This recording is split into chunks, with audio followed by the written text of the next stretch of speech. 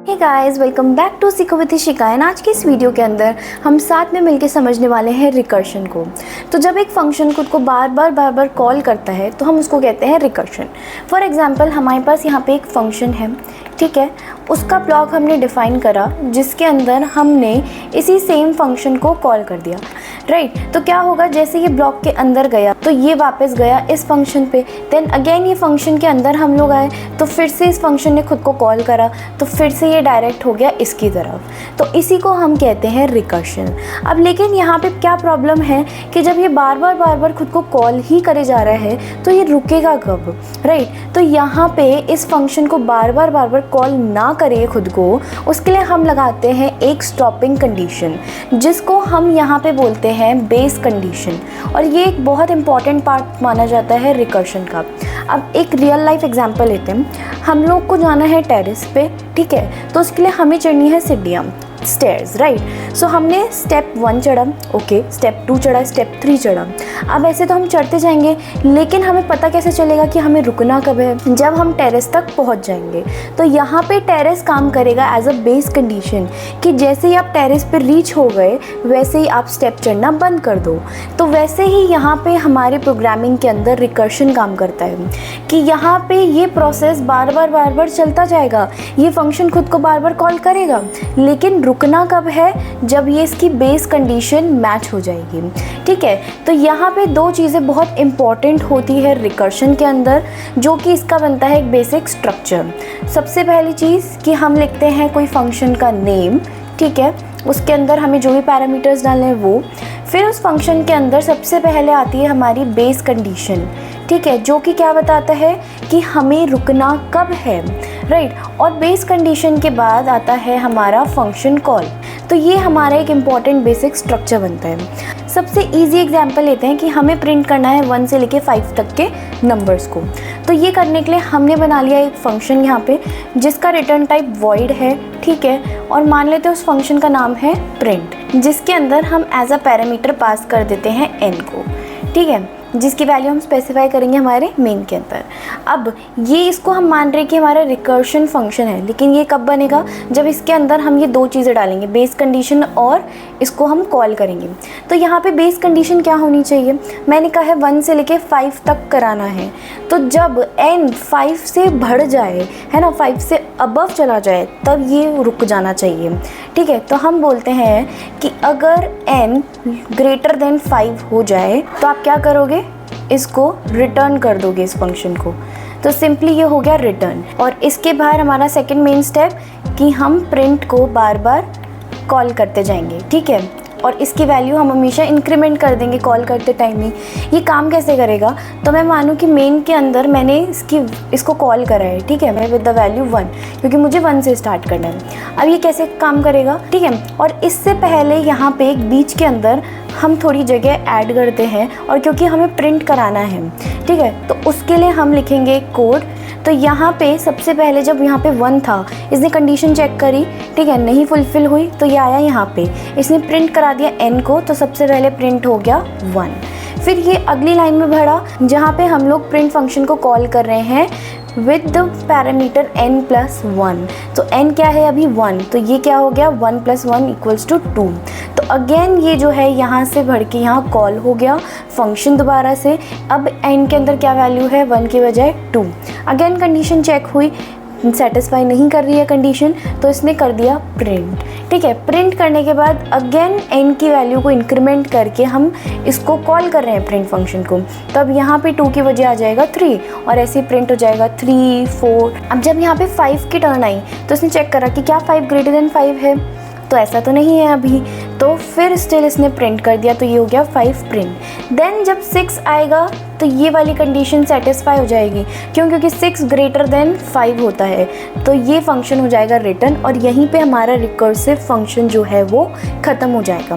तो इस तरीके से हमारा एक रिकर्सिव फंक्शन काम करता है। अब ये यूज़ कहाँ आता है हमारे, तो डीएसए के अंदर पर्टिकुलरली मैं बात करूँ तो जब हम ट्रीज ग्राफ्स पढ़ते हैं, बैक ट्रैकिंग सीखते हैं, ये सब हम आगे इंक्लूड करने वाले हैं, तो उसके अंदर रिकर्शन हमारे काम आता है। अब ऐसे ही अगर हम कुछ थोड़े और रियल लाइफ एग्जाम्पल समझें, जैसे कि ये था प्रिंट करो 1 से लेके 5 तक, तो ऐसे हो सकता है कि फैक्टोरियल प्रिंट कराना हो जब, तो भी हम रिकर्शन यूज़ कर सकते हैं। फिबोनाची सीरीज़ प्रिंट करानी हो तब भी हम रिकर्शन यूज़ कर सकते हैं। कीपिंग इट सिंपल, जब हम चीज़ों को इम्प्लीमेंट करेंगे ना तब हम उसको ज़्यादा अच्छे से जान पाएंगे।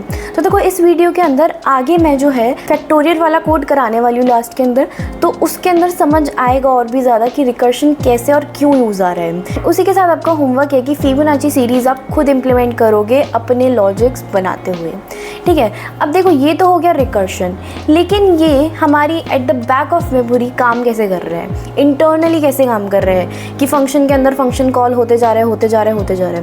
देखो व्हाट इफ अगर किसी ने बेस कंडीशन नहीं लगाई, तो हम कह सकते हैं एक एज अ बिगिनर यही जवाब निकलेगा कि वो इनफाइनाइट लूप में चला जाएगा।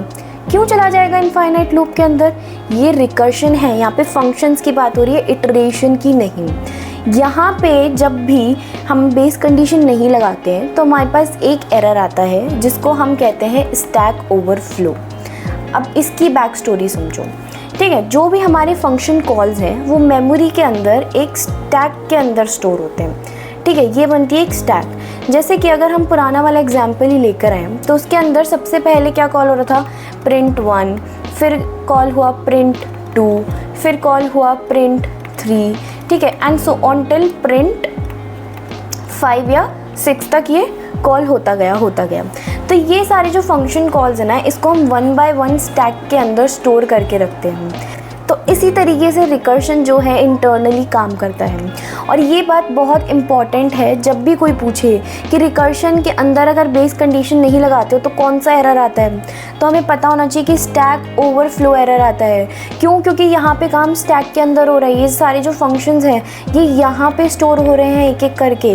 तो जब ये बढ़ते जाएंगे, चलते ही जाएंगे, तो यहाँ पे कौन सा एरर आएगा, स्टैक ओवरफ्लो एरर आएगा, ना कि इनफाइनाइट। और यही समझो कि यहाँ पे इटरेशन और रिकर्शन के बीच का डिफरेंस क्या है कि इटरेशन के अंदर हम एक रिपीटेटिव प्रोसेस को करते जाते हैं, लेकिन रिकर्शन की खासियत यहाँ पे ये है कि एक फंक्शन खुद को ही कॉल करता है जब तक कि वो बेस कंडीशन मैच ना कर जाए, बस दैट्स इट। एंड एक और चीज़ कि इटरेशन के अंदर स्टैक यूज़ नहीं होता मेमोरी में, जबकि हमारे रिकर्शन के अंदर स्टैक हम यूज़ कर रहे होते हैं। तो इतना समझना काफ़ी है। अब बढ़ते हैं आगे कि रिकर्शन के कुछ टाइप्स भी होते हैं कि जब फंक्शन खुद को कॉल कर रहा है तो है ना, उसके कॉल करने की कुछ पोजीशन होती है। फॉर एग्जांपल सबसे पहला रिकर्शन टाइप होता है डायरेक्ट, यानी कि फॉर एग्जांपल एक फंक्शन है हमारे पास, ये हम एक फंक्शन मान लेते हैं F1, ठीक है। F1 के अंदर ये F1 खुद को कॉल कर रहा है, राइट। तो ये तो हो गया डायरेक्ट कि जब एक फंक्शन खुद को कॉल कर रहा है इसी तरीके से। फिर दूसरा हो गया इनडायरेक्ट। इनडायरेक्ट रिकर्शन में क्या होता है कि जब एक फंक्शन खुद को इनडायरेक्टली कॉल कर रहा है किसी और फंक्शन के थ्रू। कैसे कि मेरे पास एक फंक्शन है F1 और एक फंक्शन है F2। अब F1 के अंदर क्या हो रहा है, F2 कॉल कर रहा है F1, और F2 जो है वो कॉल कर रहा है किसको, F1 को। तो यहाँ पे हो क्या रहा है, हम F1 के अंदर गए, इसने कॉल करा F2 को, तो ये गया यहाँ पे, और F2 के अंदर गए तो ये कॉल कर रहा है F1 को, तो यानी कि ये गया यहाँ पे। तो जब एक फंक्शन खुद को इनडायरेक्टली कॉल कर रहा है, so that is indirect recursion. Then third type आता है हेड, एंड उसके बाद है टेल रिकर्शन। हेड रिकर्शन होता है कि जब हम किसी फंक्शन को सबसे पहले कॉल कर रहे हैं, ठीक है, और बाकी चीज़ें, बाकी स्टेटमेंट्स बाद में लिख रहे हैं। फॉर एग्जांपल अगर हम कुछ प्रिंट करा रहे हैं तो पहले हमने फंक्शन को कॉल करा, उसके बाद कुछ प्रिंट करा है। सो ये तो हो गया हेड कि जब फंक्शन पहले कॉल हो रहा है स्टार्टिंग में। टेल होता है कि जब हम पहले कुछ स्टेटमेंट को एग्जीक्यूट करा दे रहे हैं, कि पहले तो हमने प्रिंट करा दिया और फिर उसके बाद में अगर हम फंक्शन को कॉल कर रहे हैं तो वो हो जाता है tail function. Then fifth type आता है दैट इज़ ट्री, जहाँ पे हम एक फंक्शन के अंदर बहुत बार उसको कॉल करते हैं, है ना, बहुत बार हम फंक्शंस को कॉल कर रहे हैं, मल्टीपल कॉल्स दे रहे हैं, तो यहाँ पे बन जाता है एक ट्री स्ट्रक्चर। कैसे बन गया ये ट्री स्ट्रक्चर कि ये F1 एक फंक्शन है, इसने कॉल करा f1 को, इसने कॉल करा f1 को, तो या फिर हम कह सकते हैं कोई और फंक्शन भी ये कॉल कर रहे हैं। तो जब ये मल्टीपल टाइम्स कॉल करता है फंक्शन को तो ये बन जाता है एक ट्री रिकर्शन टाइप। और इसके साथ में एक 6 टाइप भी आता है जो कि होता है नेस्टेड।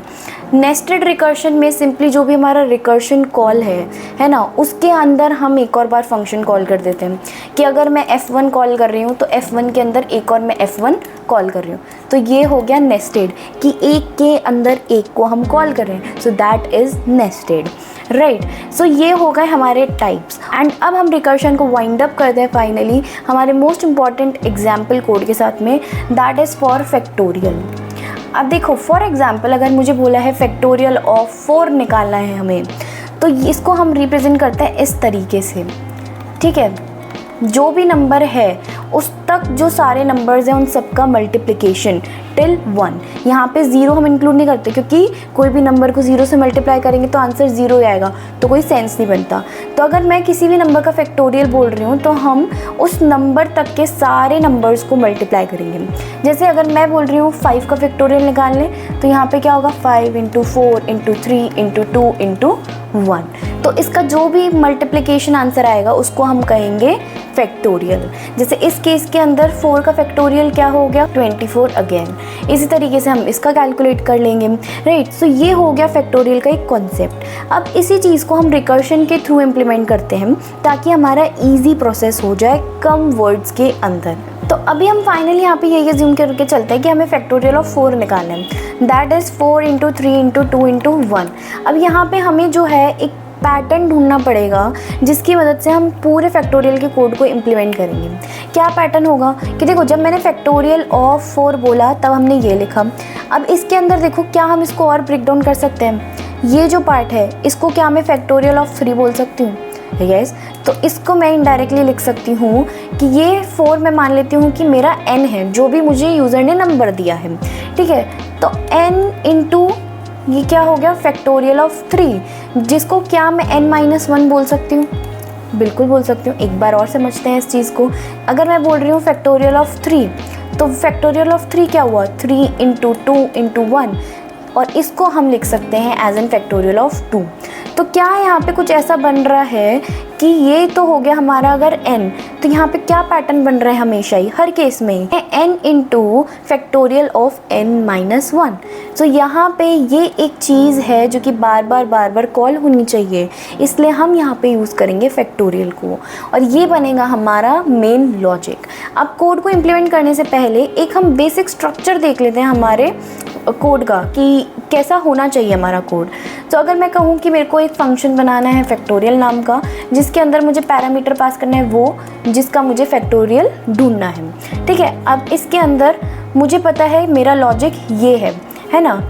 तो सिंपली मुझे लास्ट के अंदर हमेशा रिटर्न करना है क्या n × factorial of n-1, right. अब इसके अंदर एक चीज़ क्या मिसिंग है बेस कंडीशन कि ये रुकेगा कब, तो ये रुकेगा जब ये 1 पर आ जाएगा, राइट। यानी कि अब हमें 1 से ज़्यादा इसको नीचे नहीं लेकर जाना। तो हमारी बेस कंडीशन होनी चाहिए यही कि अगर n = 1 हो जाता है तो उसी टाइम आप रिटर्न कर दो 1 को और आगे नहीं चलेगा। यानी ये फंक्शन जो है लास्ट में रिटर्न कर देगा 1 को और ये पूरा मल्टीप्लाई होके हमें मिल जाएगा फैक्टोरियल, ठीक है। और मेन के अंदर हमारा क्या काम होता है कि हम लोग यहाँ पे खाली इस फंक्शन को कॉल कर रहे हैं फैक्टोरियल 4 का। अगर मुझे कैलकुलेट करना है तो ये देखो ये फंक्शन यहाँ पे कॉल हुआ, वैल्यू आई यहाँ पे 4, ठीक है। चेक करा कि क्या 4 = 1 के नहीं है, तो इसने क्या रिटर्न करा मुझे 4 × फैक्टोरियल ऑफ 4 - 1 दैट इज़ 3, ठीक है। देन अब ये सॉल्व करने के लिए ये तो यहीं रह जाएगा, ये गया वापस से, ये फंक्शन जो है कॉल हो रहा है यहाँ पे है ना, तो ये वापस से गया अपने इस वाले फंक्शन पे है ना, जिस पे इसकी वैल्यू क्या है n की वैल्यू है 3, ठीक है। इसने अगेन चेक करा कि क्या 3 = 1 के, बिल्कुल नहीं है। तो ये आया अगले स्टेप पे जहाँ पे अगेन इसने बोला कि n क्या है हमारा 3 × फैक्टोरियल ऑफ 3 - 1 दैट इज़ 2। अब यहाँ पे फिर से फंक्शन कॉल हो रहा है तो 2 है n की वैल्यू, क्या 2 = 1 के नहीं है। तो अब यहाँ पे क्या होगा 2 को मल्टीप्लाई करेंगे विद 2 - 1 दैट इज़ 1।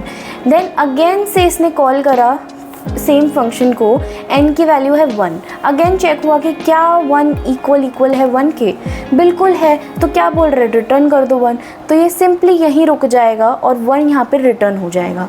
तो जैसे ही 1 रिटर्न हुआ तो इसको पता चला कि इसकी वैल्यू क्या है 1।